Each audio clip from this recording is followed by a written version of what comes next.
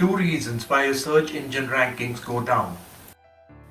Search engine optimization is an especially important and sensitive process for any website. There are many reasons behind the keyword rankings drop. Everyone begins with search engine optimization to increase their search rankings on Google and other search engines. So, if we stop doing SEO work for our website for some reason, then our keywords get affected. This is because our competitors are steadily working on our keywords. In such cases, you can get a slight drop in the rankings.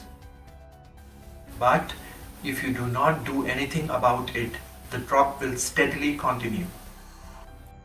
It's not a big issue when we start working on our keywords, and then our rankings will go up in the search engines.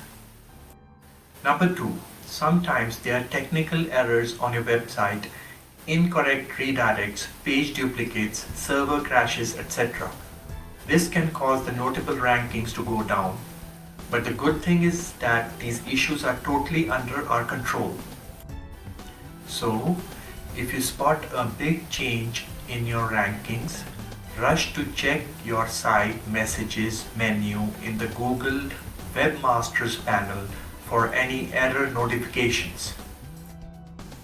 Please click the subscribe button if you like this video.